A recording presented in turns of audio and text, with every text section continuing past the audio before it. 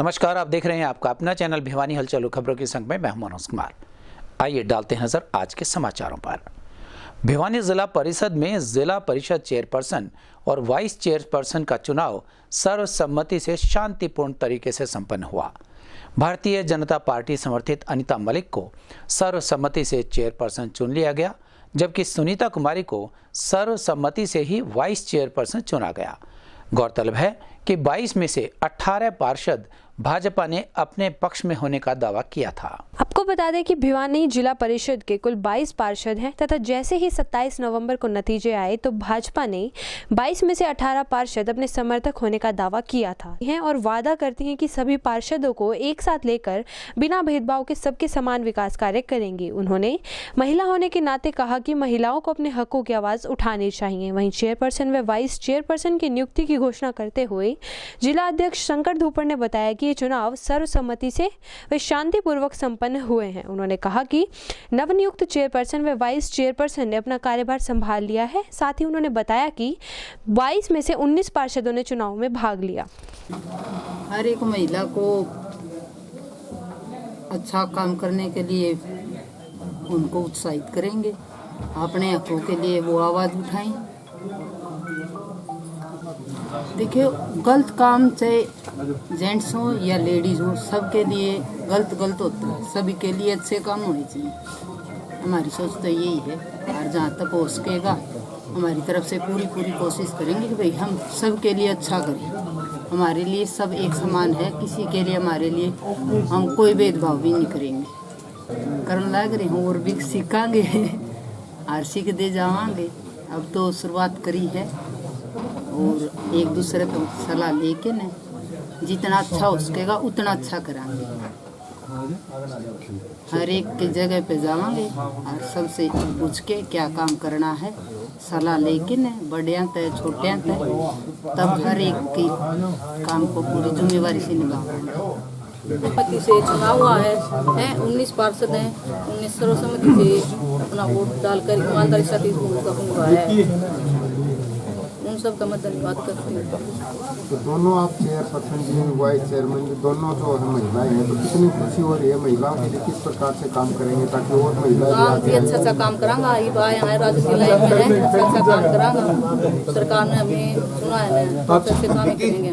नहीं, बहुत ही हर्ष का विषय है कि आज हरियाणा में जो चुनाव हो रहे हैं उसमें जो चुनाव की शुरुआत भिवानी से हुई है और भिवानी में भारतीय जनता पार्टी की अनीता मलिक जी ये चेयरपर्सन बनी है।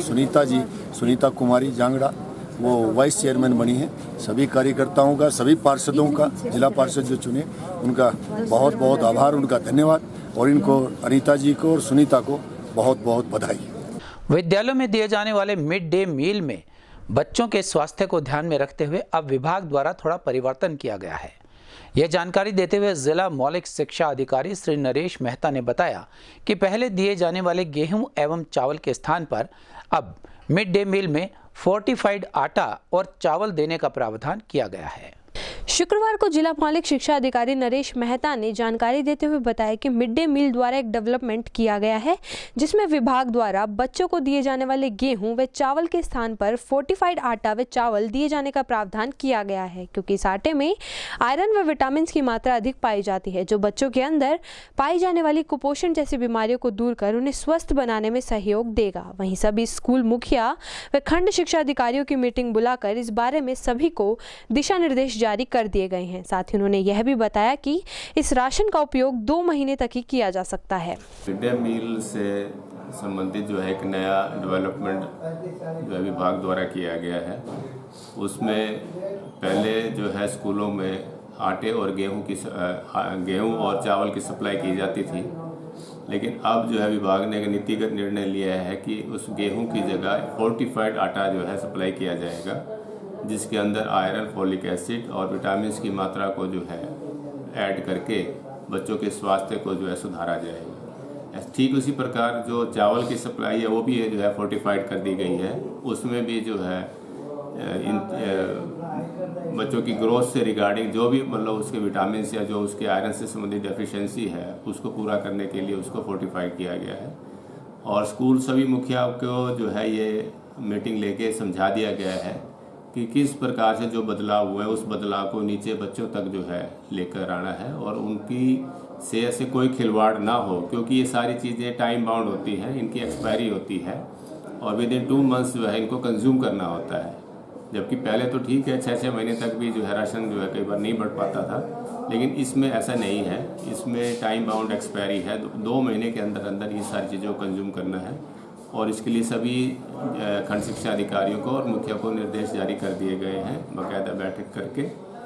और उम्मीद है कि ये जो नया बदलाव लेके आया है विभाग, उससे बच्चों की जो हेल्थ है, सेहत है, उस पर डेफिनेटली हमें जो है सुधार देखने को मिलेगा और जो हमारा ऑब्जेक्टिव है मिड डे मील का, वो हमारा पूरा हो सके। आए दिन होने वाले धोखाधड़ी के मामलों में पुलिस विभाग को पिछले दिनों अनेकों शिकायतें प्राप्त होने पर पुलिस अधीक्षक श्री अजीत सिंह ने आम आदमी को विशेष जानकारी दी है। उन्होंने बताया कि भारतीय राष्ट्रीय भुगतान निगम द्वारा आधार अनेबल्ड पेमेंट सिस्टम डेवलप किया गया है, जो वेरिफिकेशन के बाद ही माइक्रो एटीएम की मदद से पैसों का ट्रांजैक्शन की अनुमति देता है। शुक्रवार को पुलिस अधीक्षक भिवानी श्री अजीत सिंह ने जानकारी देते हुए बताया कि पिछले करीब 1 महीने में थाना साइबर क्राइम भिवानी को 30 शिकायत प्राप्त हुई हैं, जिसमें साइबर अपराधियों के द्वारा आम जनता के बैंक खाते से फिंगरप्रिंट के माध्यम से धोखाधड़ी करके रुपए निकाले गए हैं। पुलिस अधीक्षक महोदय ने जानकारी देते हुए बताया कि AEPS एक आधार इनबिल्ट पेमेंट सिस्टम होता है, जिसे भारतीय राष्ट्रीय भुगतान नियम के द्वारा विकसित किया गया है, जिसके प्रयोग से लोगों के आधार कार्ड नंबर और उनके फिंगरप्रिंट या आंख के स्कैन द्वारा वेरिफिकेशन करा के माइक्रो एटीएम की मदद से पैसा ट्रांजैक्शन करने की अनुमति देता है। AEPS के प्रयोग से लोगों को अपने बैंक अकाउंट से पैसा निकालने के लिए बैंक अकाउंट नंबर देने की जरूरत नहीं पड़ती। यह सिस्टम लोगों के केवल आधार कार्ड नंबर और फिंगरप्रिंट के माध्यम से पैसा निकाल देता है और एक अकाउंट से दूसरे बैंक के अकाउंट में पैसा भी भेज सकते हैं। तथा पुलिस अधीक्षक महोदय ने यह भी बताया कि कोई भी खाता धारक गूगल सर्च इंजन पर जाकर www.uida.government.in पर सर्च करें। इसके पश्चात माई आधार कार्ड ऑप्शन में जाए। यहां पहुंचने पर खाता धारक को बायोमेट्रिक लॉक अनलॉक का ऑप्शन मिलेगा, जिस पर खाता धारक लॉगिन करके अपने बायोमेट्रिक ऑप्शन को लॉक कर दे। खाता धारक किसी भी समय इस सेवा का लाभ लेने के लिए इस ऑप्शन को लॉक व अनलॉक कर सकता है। वहीं पुलिस अधीक्षक भिवानी ने जिलावासियों से अपील की है कि इस जानकारी को अपनाते हुए अन्य लोगों को भी इसके बारे में बताएं व साइबर अपराध से बचें। ये हमारे डिस्ट्रिक्ट में इस तरह की पिछले 1 महीने में हमारे पास करीब 30 शिकायतें प्राप्त हो चुकी है, जिनका हमने अध्ययन किया तो हमने इसमें पाया कि ये सभी ट्रांजैक्शन AEPS के माध्यम से होते हैं, जिसको हम सिंपल भाषा में आधार इनेबल्ड पेमेंट सर्विस कहते हैं। आधार इनेबल्ड पेमेंट सर्विस एक तरह की सुविधा है जो बैंक अपने कस्टमर को अपने बायोमेट्रिक का यूज करते हुए पैसे निकालने के लिए प्रदान की जाती है बैंकों द्वारा।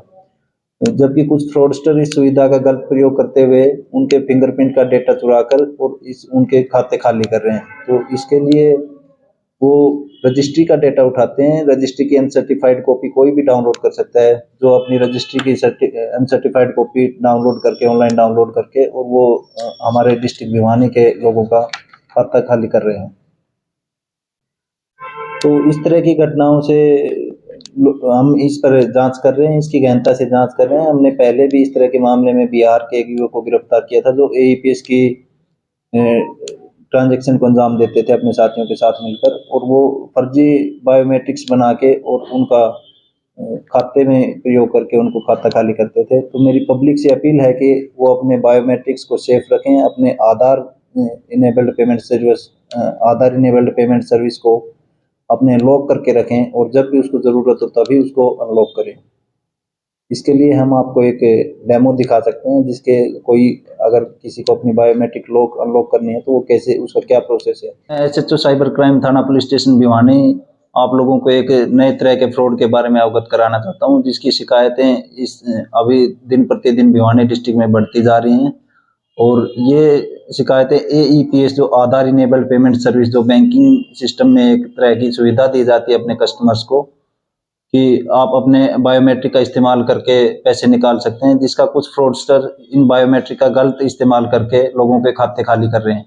तो मेरी पब्लिक से अपील है कि वो अपने बायोमेट्रिक्स को लॉक करें और ज़रूरत पड़ने पर ही अपने बायोमेट्रिक्स को अनलॉक करें। हम एक डेमो देखेंगे, इसमें किसी को अगर अपने बायोमेट्रिक्स लॉक करने तो कैसे लॉक अनलॉक की जा सकती हैं। आप लोगों को सबसे पहले www.uidai.gov.in की साइट पे जाना है और वहां पे इंटर करना है।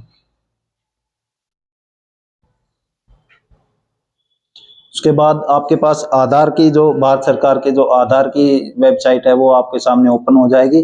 आपने इस पे क्लिक करना है। इसके बाद आपने माई आधार पे क्लिक करके और माई आधार पे क्लिक करके लॉक अनलॉक बायोमेट्रिक ऑप्शन पे क्लिक करना है। ओके, अभी आपने अपने आधार नंबर का प्रयोग करते हुए आपने लॉगिन करना है अपने आधार को।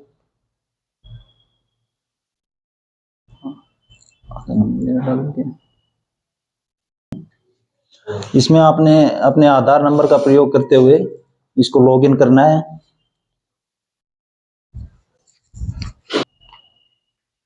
इसके बाद आपने इस कैप्चा को इसमें डालना है और सेंड ओटीपी पे क्लिक कर देना है। इसके बाद आपके रजिस्टर्ड आधार नंबर पे जो मोबाइल नंबर रजिस्टर्ड है उस पे आपके पास एक ओटीपी आएगा। आपने इस ओटीपी का प्रयोग करते हुए अपने आधार कार्ड को लॉगिन कर लेना है। अभी आप इसमें जाके लॉक अनलॉक बायोमेट्रिक का जो ऑप्शन है इस पे क्लिक करेंगे, नेक्स्ट पे क्लिक करेंगे। यहां से आप अपने बायोमेट्रिक लॉक अनलॉक कर सकते हैं।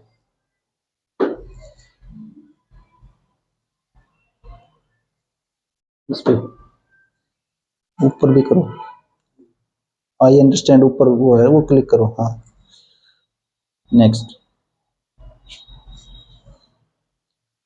इस तरह से आपके Aadhaar card biometric unlock dashboard lock click करो, नेक्स्ट।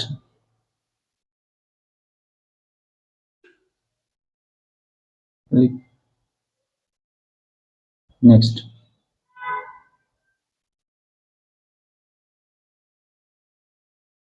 हमने देखा आप लोग अपने घर पे बैठ के अपने मोबाइल से अपने आधार कार्ड के जो फिंगरप्रिंट्स है उनको लॉक अनलॉक कर सकते हैं। मेरी आम पब्लिक से अपील है कि जो अपने बायोमेट्रिक्स का डेली में यूज नहीं करता है वो अपने बायोमेट्रिक्स को लॉक करके रखे और जब भी उसकी जरूरत होती है वो अपने मोबाइल पे ओटीपी के माध्यम से अपने बायोमेट्रिक का अनलॉक कर सकता है।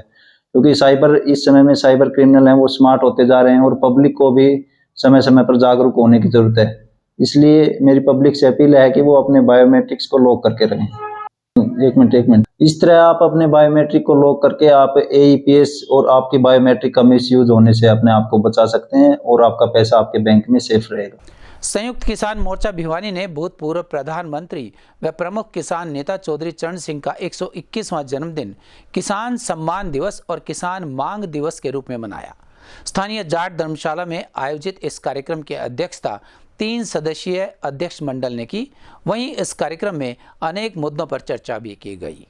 वहीं कार्यक्रम को संबोधित करते हुए विभिन्न किसान नेताओं ने कहा कि चौधरी चरण सिंह देश की 4 समस्याओं को हमेशा जनता के सामने रखते थे। पहला, देश की गरीबी, बेरोजगारी, आर्थिक असमानता को दूर किए बगैर देश आगे नहीं बढ़ सकता और जनता में लोकतांत्रिक भावना को मजबूत करना होगा। उन्होंने कहा कि चौधरी चरण सिंह कृषि उत्पादकता बढ़ाने, लघु उद्योगों को बढ़ावा देने, हाथ से होने वाले काम को मशीनों से नहीं करवाने तथा बड़ी मशीन की जगह छोटी मशीन से करने को तरजीह देते थे। उन्होंने हमेशा जाति पाति, धार्मिक कट्टरता व सांप्रदायिकता का हमेशा विरोध किया। कार्यक्रम में भूतपूर्व प्रधानमंत्री श्री पीवी नरसिंह राव की पुण्यतिथि पर श्रद्धांजलि अर्पित की गई तथा उनको भी याद किया गया व इस अवसर पर उनके द्वारा अपनी मांगों के लिए प्रदर्शन भी किया गया। चौधरी चरण सिंह अमर रहे, अमर रहे, अमर रहे। चौधरी चरण सिंह तेरी सोच पे ठोक के, चौधरी चरण सिंह आपकी सोच पे हरा देंगे ठोक के, चौधरी चरण सिंह आपके सपनों को मंजिल तक ले जाएंगे, चौधरी चरण सिंह आपके सपनों को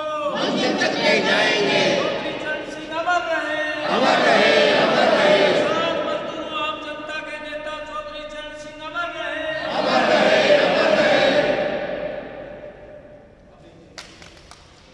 जयंती मनाई गई है। चौधरी चरण सिंह ऐसे देश के प्रधानमंत्री रहे जिन्होंने देश की जो अर्थव्यवस्था को किसान, मजदूर, व्यापारी, कर्मचारी, खास तौर पर जो नीचे का मेरा वर्ग था उसके उत्थान के लिए बहुत काम किया गया। आज संयुक्त मोर्चा ने, सभी किसानों ने, सभी मजदूरों ने, सभी 36 बिरादरी के लोगों ने आज ये उनकी जयंती मनाई गई है। और मैं तो यही कहूँगा कि आने वाली पीढ़ी को पता लगना चाहिए कि उस टाइम चरण सिंह जैसे विरला नेता थे जिन्होंने गरीब आदमी को उठाने के लिए बहुत कार्य किया, और वो पहले प्रधानमंत्री थे जब अपने सिद्धांतों से कभी समझौता नहीं किया। जिस प्रकार प्रधानमंत्री बने और जिस प्रकार से उस टाइम कांग्रेस ने जो शर्तें रखी थी कि आप इस प्रकार से उद्योगपतियों की मदद करनी या दूसरी की मदद करनी है, उन्होंने मना कर दिया कि मैं ऐसी बात नहीं करूँगा और उन्होंने इस्तीफा दे दिया बिना लोकसभा जाए। तो ऐसे नेता आज बहुत कम है, तो हम उनके दिखाए मार्ग पर चलना चाहिए। और आगे भी हम संयुक्त मोर्चा ऐसे जो महापुरुष हैं उनकी हम जयंती मनाते रहेंगे। 23 दिसंबर 1902 को नूरपुर में चौधरी मीर सिंह के परिवार में चौधरी चरण सिंह ने जन्म लिया। ये पढ़ लिख के इन्होंने बहुत बड़े अर्थशास्त्री रहे हैं और हमेशा इन्होंने गरीब और कमेरे वर्ग का समर्थन किया। किसानों के मसीहा रहे, किसानों के हमेशा हमदर्द। और इन्होंने नारा दिया था कि दिल्ली का रास्ता खेत और खलिहानों से ही दिल्ली का रास्ता जाता है, यानी जो भी बनते हैं दिल्ली के लिए वहाँ से जाते हैं। हमेशा ये ईमानदारी के लिए माने जाते हैं। जब उत्तर प्रदेश के मुख्यमंत्री थे तो एक बार थाने में चले गए फटे कपड़े पहन कर, वहाँ पर उन्होंने रिपोर्ट लिखाई। जब चौधरी चरण सिंह लिखा तब उन लोगों को पता चला कि ये तो चौधरी चरण सिंह थे। इसी प्रकार उत्तर प्रदेश में भूमि सुधार अधिनियम लागू करे, पटवारी पोस्ट ही खत्म कर दी थी उन्होंने। लेखपाल मास्टर राज सिंह जताई। साथियों, 23 दिसंबर 1902 हमारे देश के लिए एक बहुत ही सौभाग्य का दिन था। जिस दिन चौधरी चरण सिंह का जन्म हुआ और उन्होंने अपने जीवन काल में सर छोटूराम के बाद वही एक ऐसे नेता हुए हैं जो गरीब किसान, गरीब व्यक्ति के हित की बात सोचते थे। जिन कठिनाइयों ने आज हमारे को घेर रखा है, जिन समस्याओं ने हमारे को घेर रखा है, वो बहुत पहले से ही उन समस्याओं का समाधान करने पर तत्पर थे। चौधरी बंसीलाल विश्वविद्यालय में लंबित परीक्षा परिणाम एवं डिग्री दिए जाने में देरी किए जाने को लेकर अपनी अन्य मांगों के साथ इनसो ने CBLU में प्रदर्शन कर कुलपति के नाम एक मांग पत्र सौंपा।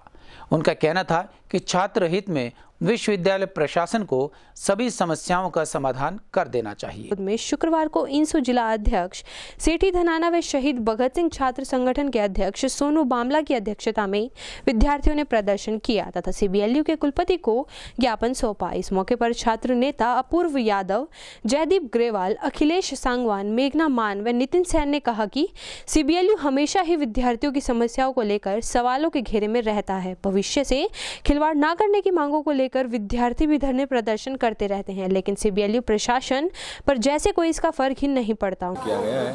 और आज जो यूनिवर्सिटी के पेंडिंग रिजल्ट्स हैं वो जारी करने हेतु और जो DMC है और डिग्री ना अब तक नहीं दी गई है उसको लेकर ये प्रदर्शन द्वारा किया गया है। और एक प्रेमनगर जो कैंपस नया बनाया है बंसीलाल विश्वविद्यालय का, उसमें सेमिनार हॉल बनाया गया है जो RSS के प्रोग्रामों के लिए विश्वविद्यालय यूज करता है और उनको प्रोग्रामों के लिए दिया जाता है। जबकि इस कॉलेज विश्वविद्यालय में पढ़ने वाले बच्चों के लिए फ्रेशर पार्टी के लिए वो हॉल नहीं दिया जाता है। हमारी मुख्य मांग ये थी कि वहाँ हॉल फ्रेशर पार्टी या और अन्य पार्टी जो बच्चे स्टूडेंट करते हैं उनको ये दिया जाए। और एक यहाँ सीमेंट बिल्डिंग में क्लासेज लगती हैं, यहाँ CCTV कैमरे नहीं है। पिछले दिनों एक बच्चे की बाइक चोरी होगी, अगर CCTV कैमरे होते तो कुछ ना कुछ उस बाइक का सुराग मिलता। कहीं ना कहीं उस बाइक चोरी होने पर और जो और अन्य छिटपुट की घटनाएं होती हैं उसके लिए यूनिवर्सिटी प्रशासन जिम्मेवार है। उसको लेकर CCTV कैमरे की मांग हमारी सीमेंट बिल्डिंग।